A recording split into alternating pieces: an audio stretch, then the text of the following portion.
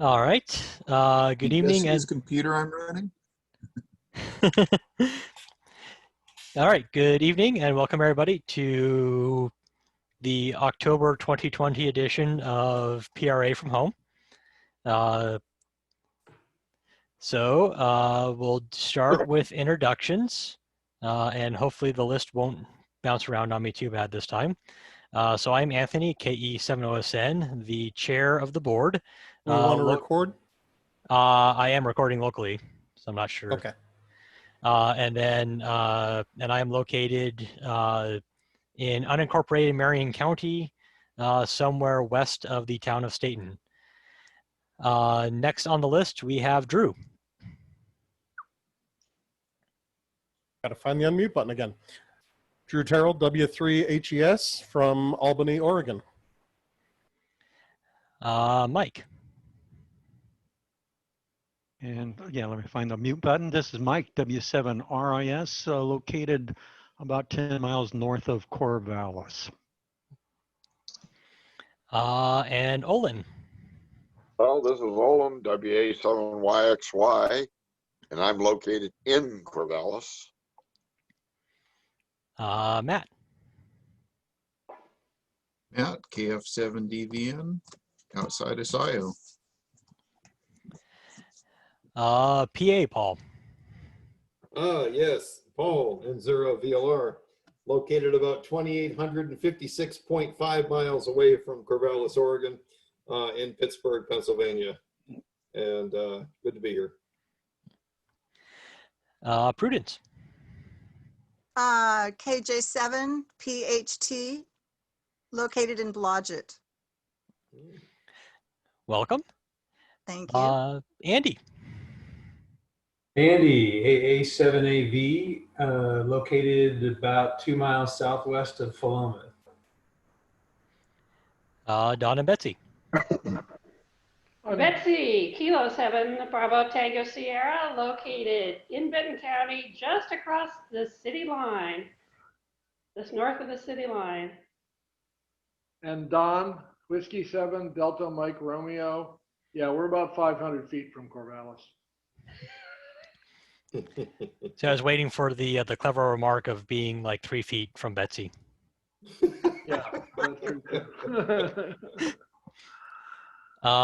Next up, Bill. Hi, I'm Bill, Kilo Echo 7 Zulu Kilo Hotel, and I am near beautiful downtown Corvallis. Brett. Hi, I'm Brett Hamilton, KJ7GPD, calling from Tualatin, Oregon. Larry. I'm Larry. I'm AF7NU and I'm in Corvallis. I think next up I've got Scott.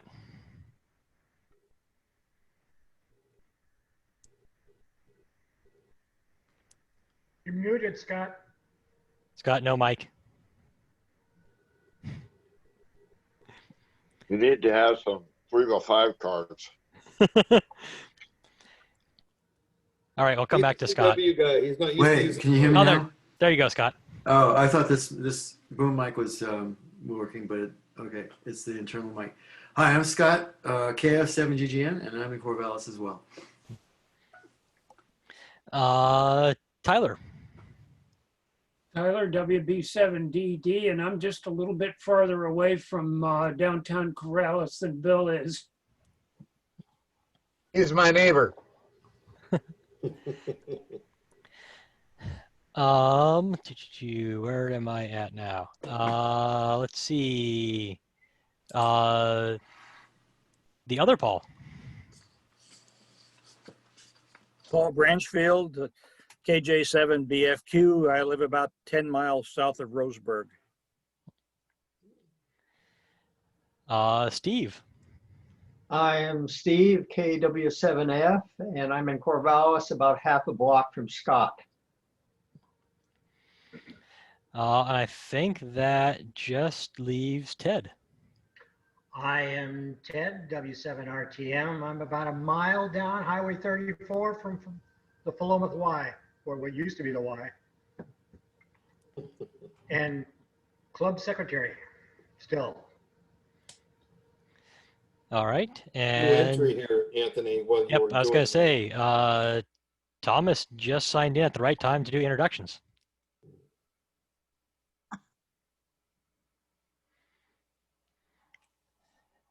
No audio there, Thomas.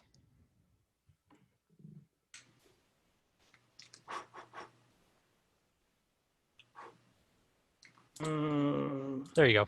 Can you hear me now? Yep. Oh, okay. It's Tom KX7RAY. I'm in bed. All right. Welcome, everybody. So first thing on the agenda, Secretary's report. Ted.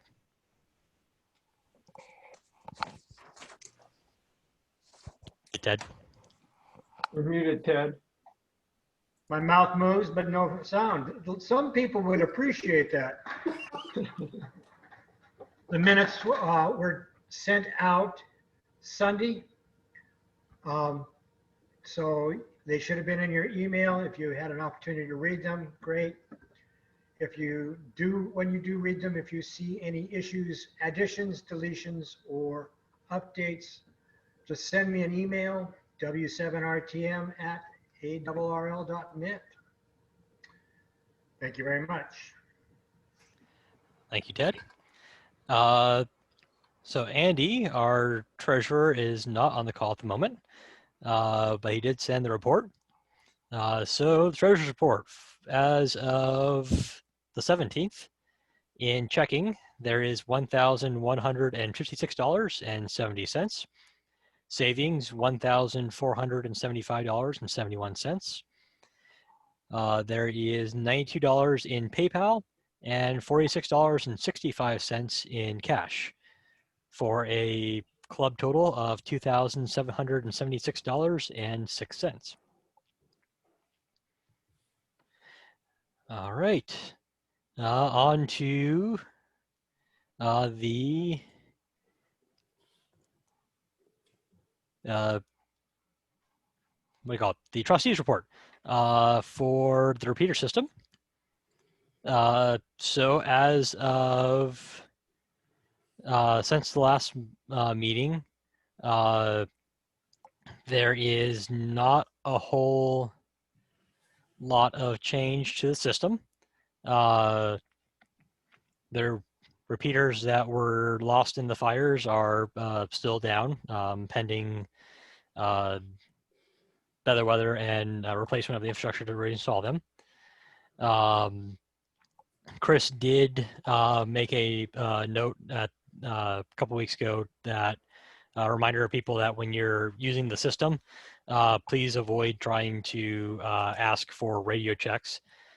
Just get on and use the system, and if there's an issue with your signal, somebody will tell you.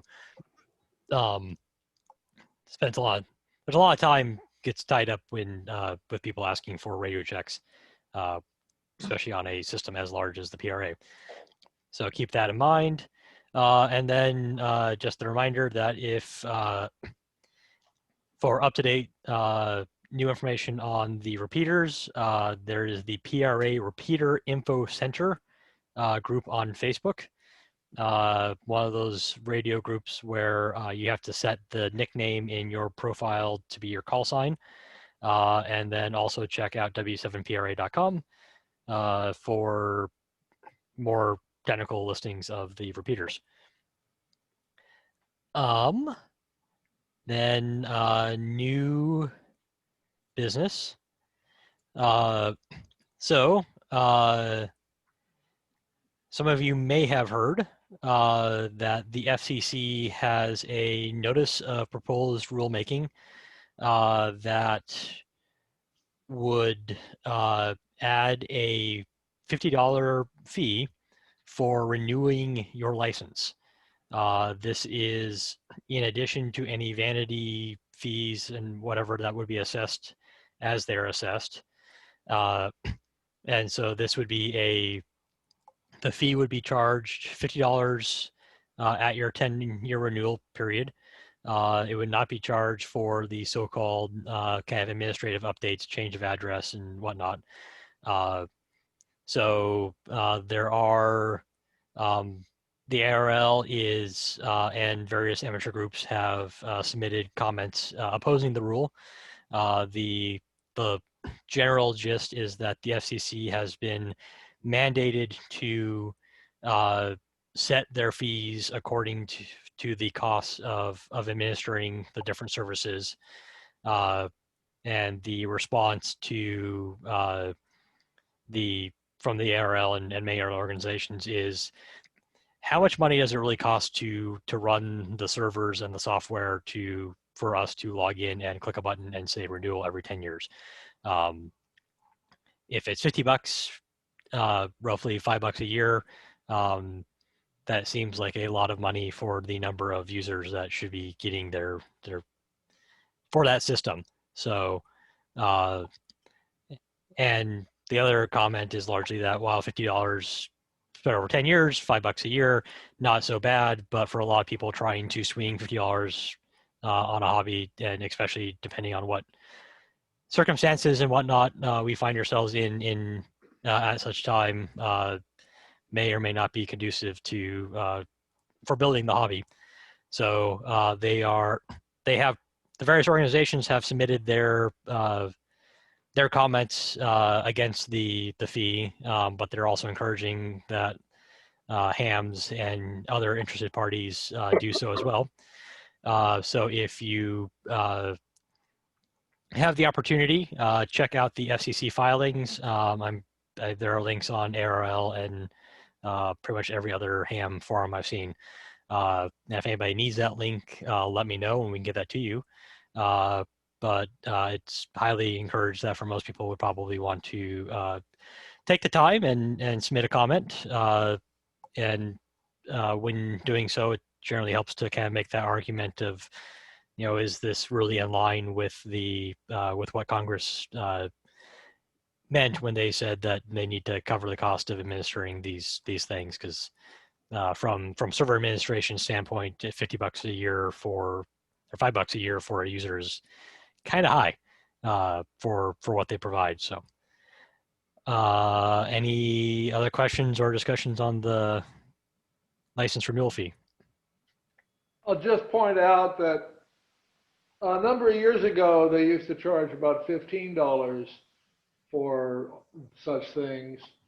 And they dropped the fee because what the FCC stated was they checked into what the cost of providing the service was, and most of that $15 went to pay the cost of collecting the fee. But the actual costs were negligible, and so they dropped the whole thing. On your phone gotten any political stuff?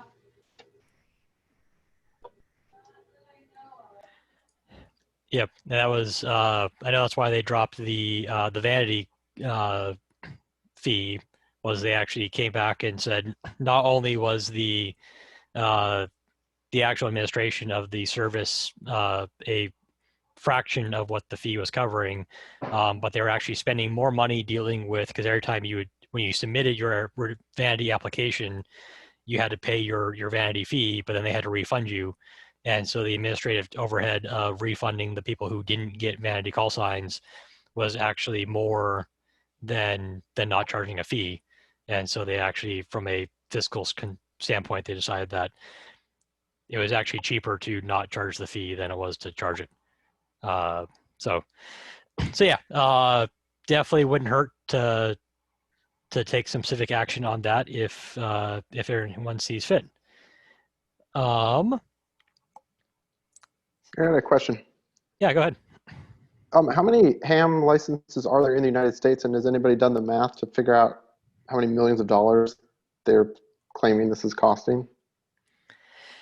So I think the last counts I was seeing are somewhere in the 100 to 250,000 or something, maybe up to 300,000 licensed hams.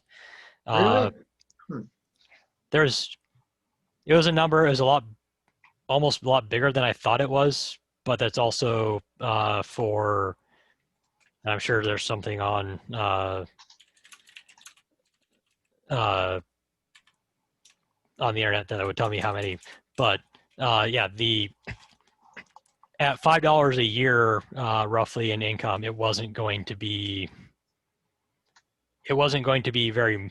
It was going to be a lot more than what it would cost to run the appropriate servers for. Yeah, for that's that like year. $1.5 million a year. Yeah. Seems a little.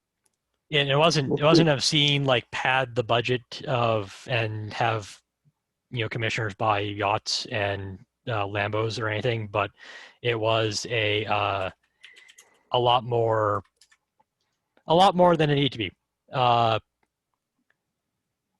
So according to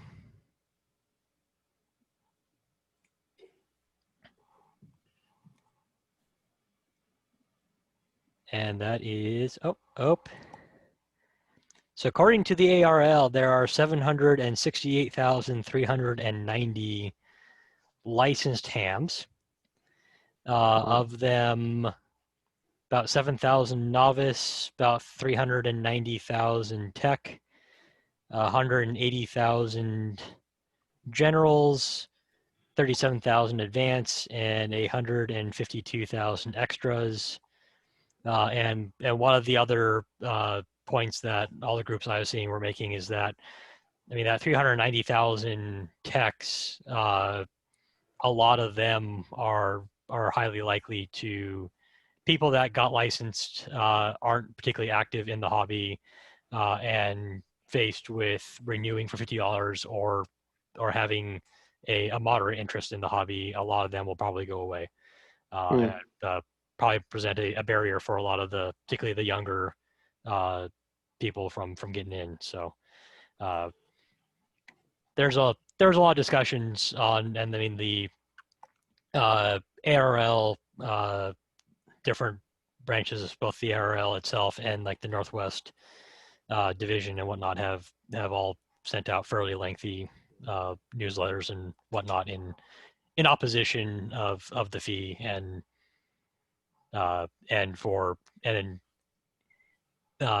in support of rallying the members of the ARL and other hams to voice their opposition as well. Well, that's great info, Anthony. With the internet today as it is, where we have GoFundMe and all that other stuff, I can almost envision something happening like this for this community. I'm not willing to start it, but I think it will come where there will be some hams who can afford 50 plus 5, and they contribute that 5 towards somebody who cannot afford it but wants to stay active. So I hope that that comes around, or they just abolish it.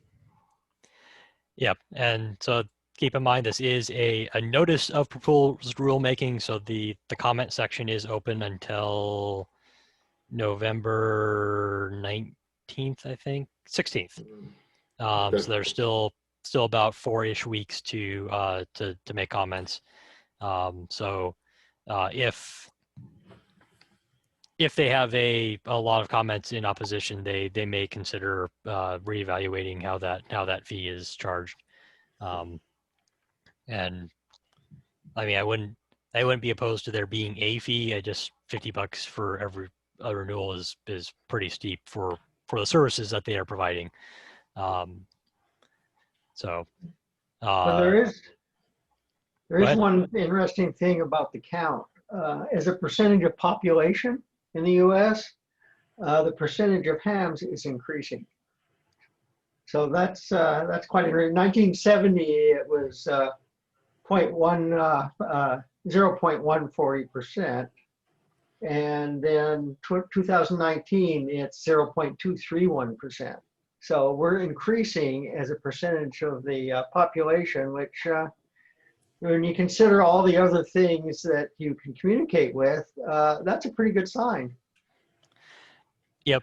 And a lot of that's been kind of attributed to a low barrier to entry. So depending on which group you test with, your exam fee ranges anywhere from $15 to free, and a lot of the test is a moderate burden for people to overcome as far as the technical skills.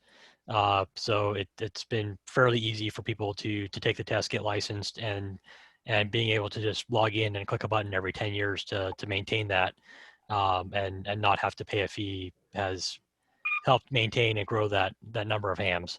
How many of them are active is a different story, but ultimately, more members in the organization and in the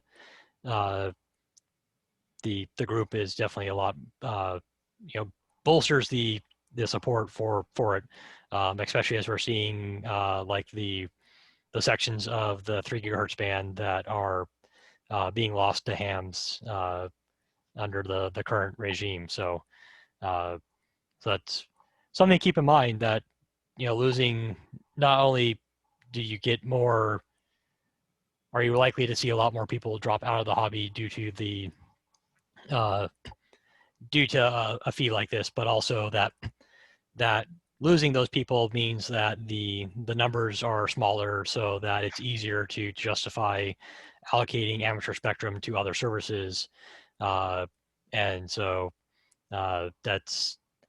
and it's tough, especially with that 3 gigahertz spectrum is very popular for mesh network and kind of backbone infrastructure kind of stuff for different services. So there's a lot of the kind of emergency Arden kind of stuff that is at risk because of that frequency, that spectrum is going away for hams and being resold off to cell providers.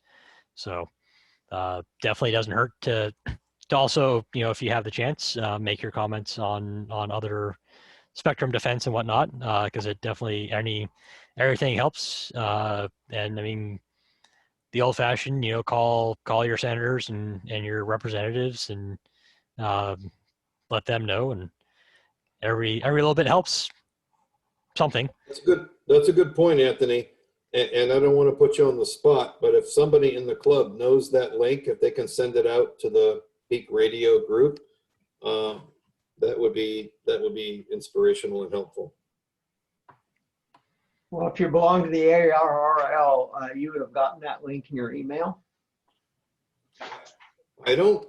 You know what, Steve? I do, and I didn't get it. So I'm both yes member and no, I didn't get it. So, and it didn't end up in my spam folder either. That's interesting.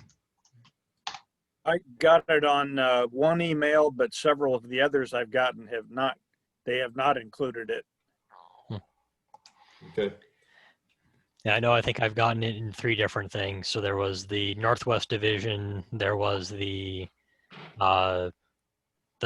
regular ARRL newsletter, and then there was a special, a different regulatory email. But I think you do have to sign, with your membership, you do have to sign up for some of those emails to get them. So I'll check into it.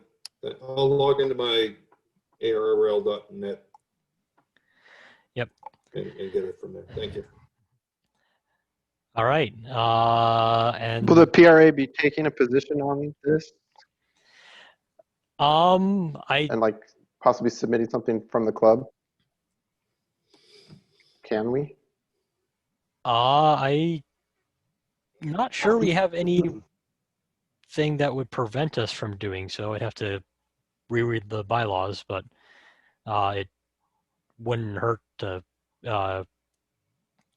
So I'll make a note with our with the board to look over the bylaws and maybe consult with the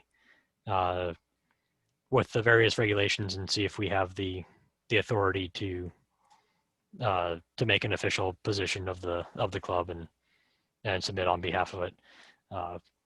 Cool. That'd be awesome. I have a question, Anthony. Yeah. How is it that there's still novice licenses around? I thought those expired after 2 years. So one of the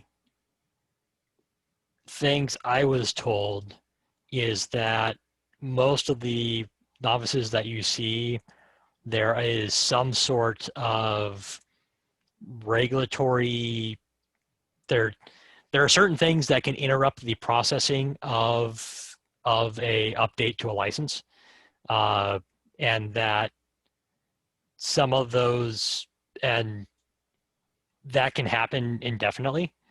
I'm trying to remember, there's one story that I heard, and I'm trying to remember, there was an individual that has had a novice license for I think 2 decades or more, and was one of the first people incarcerated under the like computer fraud and abuse protection. I'm trying to remember one of the basically the statute used for prosecuting hackers, and they have been in federal prison for pretty much since their shortly after their novice was granted, and because of their status as a federal inmate, their FCC license is in limbo indefinitely until they are released from prison. And at the rate they're going, that may not happen. So there's some of that stuff that I'm kind of curious how many of those are actually, I mean, over 7,000 seems like a lot of hams to be in federal prison, but I know there's also other things that can come up. I know one local ham, the last I saw, his license was pending review, and I'm not sure if that ever got resolved, though I'm not particularly surprised that it is, that particular individual is still, their license technically expired in April. It was supposedly renewed back in on schedule for being on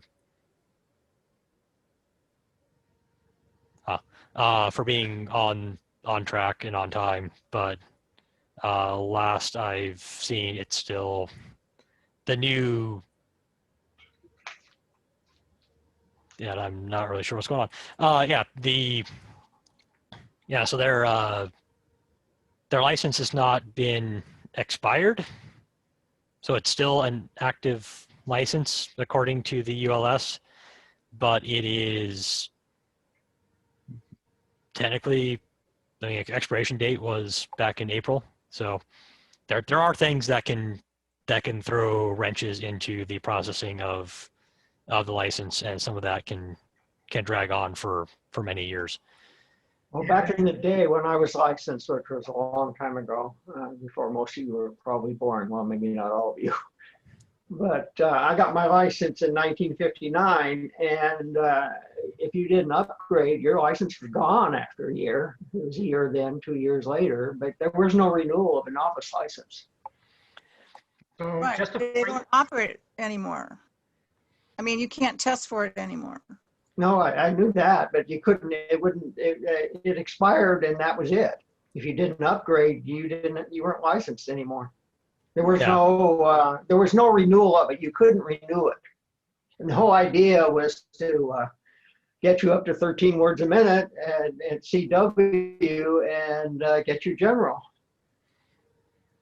We did have a member, or the wife of a member, come to one of our Christmas, I don't know that I'm talking, come to one of our Christmas things, and she was a novice. So I think it was Johnny's wife, but I'm not absolutely sure about that. Yeah. So I know the novice was supposed to be, I mean, in theory, the novice is supposed to be depreciated and should be like the one, or I guess the Tech Plus was also, Tech Plus was rolled into just automatically given general, and then the novice was supposed to to either upgrade to at least a tech or disappear. Why exactly that hasn't happened, I'm not entirely sure, but They want the $50. I'd sure hate to think that there are 700,000 felons out there just waiting to get out of the pen and get their license and get out the air. Well, Well, you know, it's only 7,000. I like Oh, Owen no, and I that's like still too Trudy's many. comments. I like them both. They're both great. The felons and the $50. It's perfect. If you spend much time on an 80-meter phone, you're surprised there aren't more hams in jail. Yeah. What a cesspool. Uh-oh, somebody's been listening to 3840. You're guilty. Inside joke. Yeah. All right. Any other new business or upcoming events? I'm not even sure what. Do we have any contests coming up in early November? Yes. This weekend, coming weekend, will be the CQ Worldwide SSB contest. Starts on Friday afternoon and goes through Sunday. And then I don't know what the next contest is after that. I also discovered that there is a group that is pushing, participation in QSO parties. And so now they have awards and you can submit your scores to 3830 and then they'll add up and they've got different levels of awards for participation in QSO parties. So I discovered that when I looked at the California QSO party website. They had a little offshoot to that showed upcoming QSO parties. So if you're interested in chasing that, then get on there and do the QSO parties.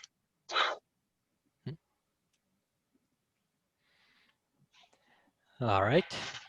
Any other new business or new events for the good of the order? Just one thing is for those of you who have maybe in years gone past been to the Hera Arena, I think they demolished it. So the old Hamvention location, not the new one, but the old one, I think has been completely demolished because of the weather incident that came through there and basically cleaned it out.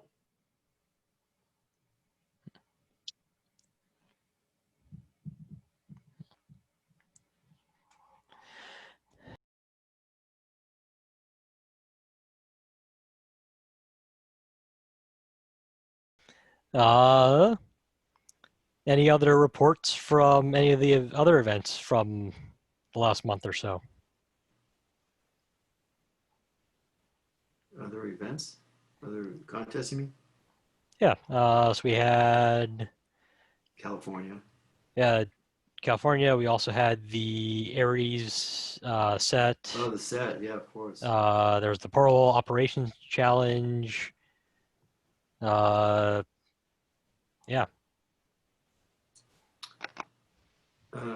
Well, Don talked about the set, I think. Yeah, I can give you an update on the set. I was pretty pleased. We had about 20 people participate, even with the COVID stuff going on. We activated the EOC. We activated the Good Sam trailer over at Good Sam. We activated the Benton County Health Department trailer for the first time. And when I went down to the health department the day before to check out the trailer, it wasn't there because it had been deployed to the fairgrounds due to all the fire stuff. So we actually activated the trailer at a deployed site in the field for the set and got things working. We had And there was Scott. Scott, LC. Yeah. LC was activated. We had people at home, a couple of home stations doing HF. The downtown location of the EOC is horrible for HF. That law enforcement building is like a massive noise generator. And so we rely on people out in better areas doing HF. But it was a good turnout and reasonably good results contacting nearby counties. The main effort was to contact people in nearby counties. There wasn't really a big statewide push. It was everybody talk to your neighbors. So anybody else want to say something? There's several people here were part of it. Yeah. So for most of you, or many of you, Vaughn Phillips says hi. He was over in, I think, the Lynn County Hospital. Oh, yeah. Yeah, good Sam. Please pass along my hellos, Anthony. Another fellow zero. Yeah, right. Could take that a couple of different ways there, Paul. Yes, I know. I purposely left that out there to see who would bite on it. Yeah, we out in LC, the only thing we did differently, we had a 2-meter Yagi set up, so we tried to see how well that would work versus the J pole to get to into Corvallis, and results were a little mixed, so I can't really say, but I think in general, in some cases, we were able to hear people, and I think we were being heard a little bit better, depending on which direction we pointed the Yagi. But out there, you know, we have no idea because we can't say, oh, let's point it at Corvallis, and you know, we get our signaling really well. We can't, because we do that and we're hitting, you know, Mary's Peak and it's bouncing somewhere else to Monroe or who knows where. And so we ended up having to just kind of empirically swing the thing around until we, you know, hear somebody better. But the only way to really do that correctly is to have some fixed signal going at all times, so we have time to really, you know, see which direction the Yagi should be pointing. And even then, maybe we hit, say, where Don is, and Don and Betsy, and make a really nice connection there. But then somebody else we're off to the side of the Yagi, and then we lose them. So it's a little bit tough. So I think we concluded that probably the best situation would be to use a omnidirectional antenna like the J pole out there, and it works well enough. But Don, the only thing we wish we could have done was try some maybe WinLink. Either packet or on HF, but we didn't get a chance to do that. So maybe another opportunity might arise. Yeah, there's always lots of things to try. All right, back to you, Anthony, I guess. All right. Any reports from the California QSO party or the Portable Operations Challenge? I made 60 contacts.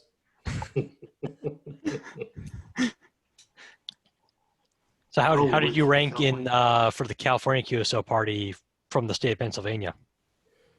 You know, I don't know yet. I submitted my log. You know, the tower trailer picture that I probably skimmed by a little too fast on. It's a great tool that we have in our club. It's a 33-foot trailerable tower. It's from Tajtan, I think it's called, towers. And we have outriggers. And so we put up a TA32 Mosley 2-element tri-band beam. And I operated it from my driveway to make sure that everything was working before contest day. So I did that on the California QSO weekend. And again, I made the 60 contacts. That's where that came from. And by test it out, you mean you've already, you've set it back up in your driveway to make sure it continues working until the next. Right. Well, that was the weekend before the Pennsylvania QSO party.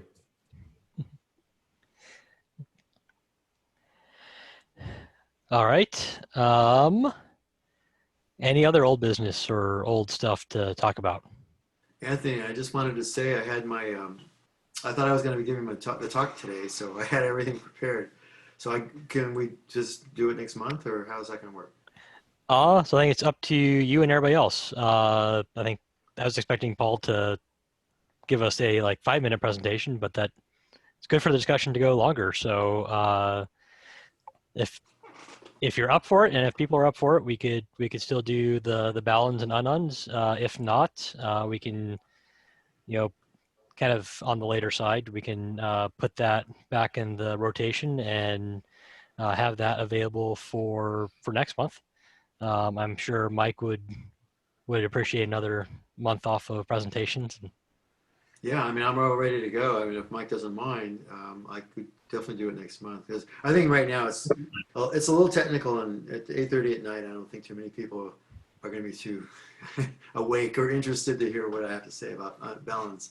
So my 2 bits is that I know this is going to be a technical program, and I would rather make sure, I'd like to see that we allocate plenty of time to go through it, lots of Q&A, and have a discussion with it. Yeah, so I agree. It's I prefer either next month or December, or not December, but January, whenever, I mean, it's all ready to go. So if Mike doesn't want to bother making up a program for next month, then I'll be happy to take over. I'm not invested in making everybody listen to me. Okay. Well, then you're gonna have to make everybody listen to me, which may be worse. I'd like to pay more attention to it, Scott, and I'm 11:30 at night. I know. I was gonna say for you, especially, it's like no thanks. Okay, we That's can wait. actually a topic I need to know more about. So. Okay. Well. All right. In fact, this will give me I can refine the talk. Give me another 4 weeks to do that. So. Okay. All right, works for me, and I will see how creative with the post processing I can get with the videos to post on YouTube. And this is usually, I think, where they would be like doing their little like recording the outro of like, and next we have a presentation, so that they can do their splicing creatively and make it all fit. There you go. Yeah. So the other thing, if anybody is interested, I can share some links. So on Saturday, I drove over because a lot of the spots that I normally like to camp at over in the Cascades are either currently closed or have burnt down. So I did some scouting of some ulterior locations. Fun thing. So for those familiar with well, actually, it's Highway 20 at that point. Between Hoodoo and Subtle Lake, there's a little turnoff, and they have like a little like kiosk for the fires that happened through there years ago. If you pull in that driveway or that little parking lot, there's a little driveway that runs out the back end and gets you onto some forest roads. And there's a whole bunch of lakes between Hoodoo and Subtle Lake. And there's a lot of like camping sites out there that I went to scout. But while I was doing that, I recently replaced my phone, and before I had a chance to scrap the old one, I was like, oh hey, I've got a mag mount and everything. So I set that up as a pseudo dash cam to just for kicks and giggles to see what it looked like to drive over the pass with all the fires and everything. And so if anybody's interested, there is somewhere around 3 hours of footage on YouTube of me driving to and from the Santiam Pass, along with another spur up North Fork Road, which if you were following the Beachy Creek fire, that's where a lot of stuff got wiped out, and it's pretty apparent now how badly that got hit. So if anybody's interested, there is no audio because I figured between the ham radio and the podcast and the occasional music that came up, I didn't want to fight with copyright stuff. So there is no audio. I highly recommend if you do want to watch it that you find your own cartoons or podcast or whatnot to accompany it, because unless you really want to watch 3 hours of driving without sound. And with that, that's about all I have for the meeting. If anybody has anything else for the good of the order. Don't forget the CQ sideband DX contest next weekend if anybody's interested. Yeah, that's a CQ Worldwide contest. If anybody's looking for good DX to work on their DXCC, that's an excellent contest to join in there and enjoy. And 20 meters has been getting some pretty good skip out of that. I mean, it's not great, but 20 meters is probably the work band. I suspect you'll have a little bit of opening in 15 and you'll have plenty of stuff going on in 40. But that will be a good DX. 20 will be a great DX band to help on that CQ or work on the DXCC. I'll get the words right sometime. We've had some interesting sun activity this last few days. So I believe there's been some solar storm activity. I don't know, I might have bumped up the solar flux index a few points. So we might be in the mid 70s by the weekend, and that might help quite a bit actually.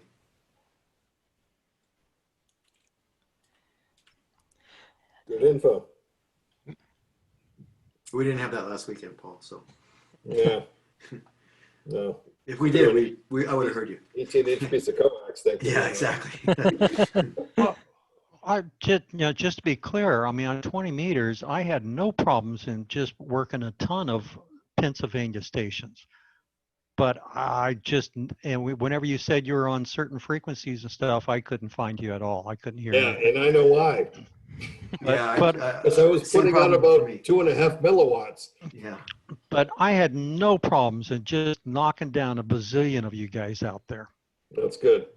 That's good. Game helps. The Aggie helps. I'm looking forward to fixing it for next year, Mike. Okay. What is it about? Yeah, actually, is Paul, are you really an asset on these kinds of trips? Are you better off left in the kitchen? I'm the Italian Murphy. I bring good food, but I bring bad luck. As long as you stay on the paved roads to get the food there in the first place. Oh! Ouch! Nobody will ever let us live Nobody will ever forget that. Where's Bill? He's not here anymore. Oh, he needed to hear that. All right. Anyway, thanks for letting me present, guys. It was Yeah, a that was fun, very interesting. Thank learning you. lesson. I want to share with you guys.